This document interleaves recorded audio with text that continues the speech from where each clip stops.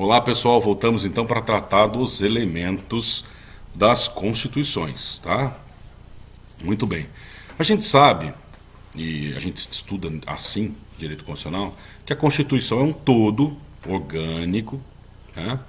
Não é algo dividido, separado, sectarizado, mas é um todo orgânico sistematizado, separado em títulos, capítulos e seções. Muito bem. E dentro disso tudo, tem os dispositivos que integram esses títulos, capítulos e seções, eles têm conteúdo, origem e finalidade diversos. Com o objetivo de classificar, né, esses dispositivos de acordo com a finalidade, surgiram algumas caracterizações dos elementos das constituições, tentativas de classificação dos elementos das constituições. Vários doutrinadores se debruçaram sobre isso, fazendo as suas classificações desses elementos, né? Então o que se faz? Pega o todo, classifica-se, divide-se ele de acordo com a finalidade para melhor estudar o conteúdo da Constituição. E vários doutrinadores fizeram isso. O doutrinador que teve maior êxito nesta classificação, que é aceito pelos demais doutrinadores como uma classificação mais completa e mais aceita, mais adotada pelos demais doutrinadores que não se debruçaram sobre essas classificações, é o professor José Afonso da Silva. E ele classifica os elementos das constituições em 5 categorias. Muito bem. Então, quais são essas categorias? São justamente essas que estão no plano de aula de vocês, né? Então nós temos os elementos orgânicos, os elementos limitativos, os elementos socioideológicos, os elementos de estabilização constitucional e os elementos formais de aplicabilidade. Assim, classificou o professor José Afonso da Silva para, dentro dessa classificação, tentar encaixar aqueles elementos que são materialmente constitucionais e que estão previstos dentro da nossa Constituição, né? Então vamos lá. O primeiro dos elementos, portanto,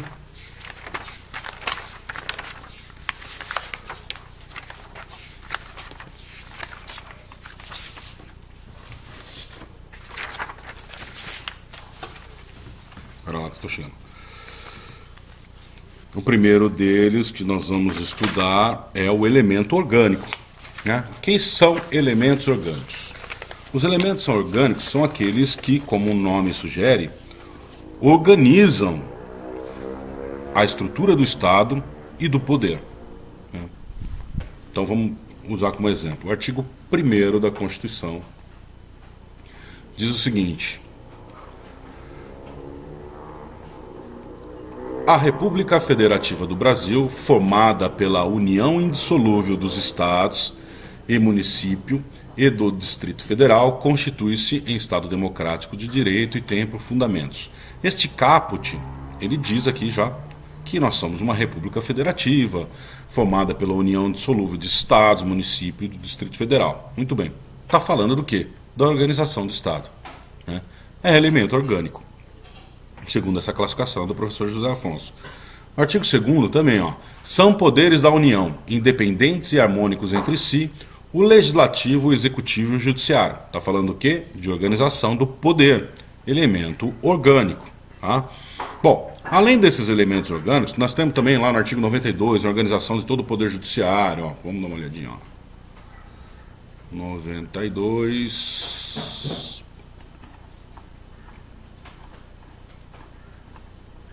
São órgãos do Poder Judiciário: 1. O Supremo Tribunal Federal.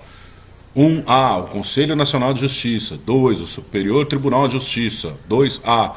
O Tribunal Superior do Trabalho. 3. Os Tribunais Regionais Federais e Juízes Federais. E assim, sucessivamente, organizando o Poder Judiciário. Portanto, um elemento orgânico. Os segundos elementos que nós vamos estudar são os elementos limitativos. O que são elementos limitativos? São os elementos que limitam o poder do Estado. São aqueles direitos fundamentais de primeira dimensão. Lembram que a gente estudou? Os direitos de liberdade, aqueles direitos que pregam o absenteísmo estatal. o distanciamento, o apequenamento do Estado para a garantia das liberdades. Além desses direitos de liberdade, nós temos também os direitos de nacionalidade e os direitos políticos de participação na vida democrática do Estado, que também são formas de limitação. A participação do povo na vida política do Estado é uma forma de limitação e controle do poder do Estado. Não é? Então, esses são elementos limitativos. Vamos a exemplos. Artigo 5º, inciso 2. Ninguém será obrigado a fazer ou deixar de fazer alguma coisa senão em virtude de lei. Princípio da legalidade. Né? Então, aqui está garantida uma liberdade de que o cidadão, o sujeito brasileiro, o povo brasileiro, não seja obrigado pelo Estado a fazer aquilo que não está previsto na lei. E assim nós temos direito à propriedade, a livre manifestação do pensamento, no inciso 4, é livre a manifestação do pensamento, sendo vedado o anonimato, e tantos outros dispositivos limitando o poder do Estado, portanto, elementos limitativos. Muito bem? Depois nós temos os elementos socioideológicos. Os elementos socioideológicos, eles revelam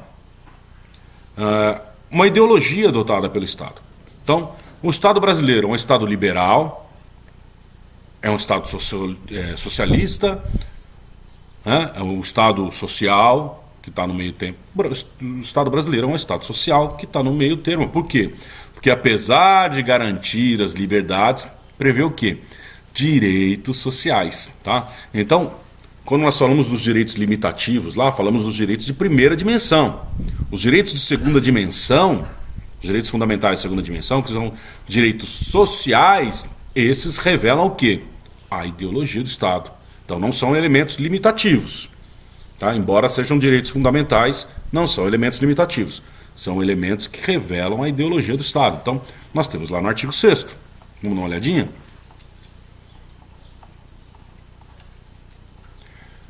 São direitos sociais: a educação, a saúde, a alimentação, o trabalho, a moradia, o transporte, o lazer, a segurança, a previdência social, a proteção à maternidade e à infância, a assistência aos desamparados da forma desta Constituição. Olha só.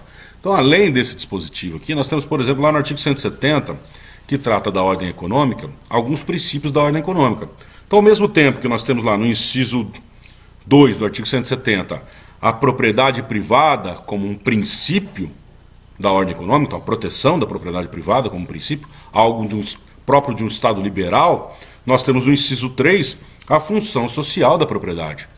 Então, é garantido o direito à propriedade privada, mas é preciso que a propriedade privada atenda à sua função social. Isso revela a ideologia do Estado social adotado na nossa Constituição. No inciso 4, fala de livre concorrência, algo próprio do Estado liberal. Princípio da livre concorrência. Deixar com que a iniciativa privada desenvolva a economia de forma livre, mas existem regras.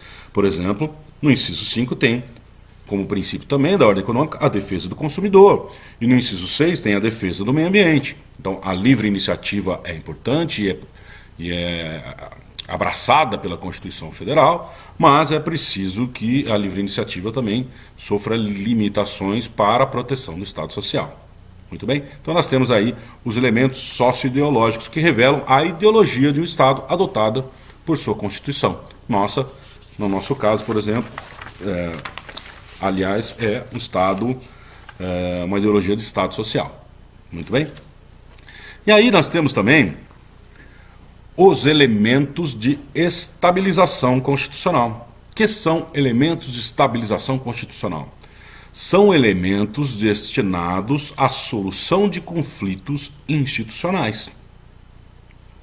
Como assim, professor? Bom, vamos dar uma olhadinha no artigo 102, a linha F. Então vamos lá. Quando nós temos alguma instabilidade institucional, algum conflito entre entes da federação, por exemplo, ou algum conflito entre os poderes, ou algum Estado descumprindo determinadas previsões constitucionais, nós precisamos ter dispositivos que garantam o restabelecimento da normalidade. Então, toda vez que há algum movimento anormal, nós temos dispositivos na Constituição que tentam trazer isto para a normalidade. Então, por exemplo, no artigo 102, nós estamos lá, compete ao Supremo Tribunal Federal precipuamente a guarda da Constituição, cabendo-lhe F. Eu quero mostrar o F porque é algo bastante atual. As causas e o conflito entre a União e os Estados, a União e o Distrito Federal, ou entre uns e outros, inclusive as respectivas entidades da administração indireta. Bom, muito bem. O que esse dispositivo está dizendo? Que o STF ele funciona como um tribunal para a solução de conflitos havidos entre os entes da federação.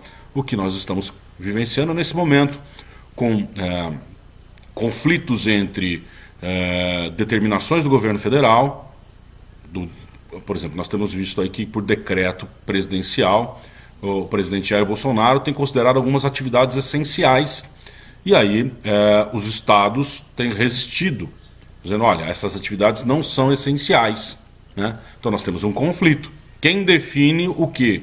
Né? O STF se debruçou sobre isso e disse, não, quem define o que é atividade essencial e como vai se dar esse distanciamento social durante a pandemia são os estados e os municípios. Perceba então que nós temos um conflito institucional e aí um dispositivo dizendo, olha, isso será resolvido dessa forma.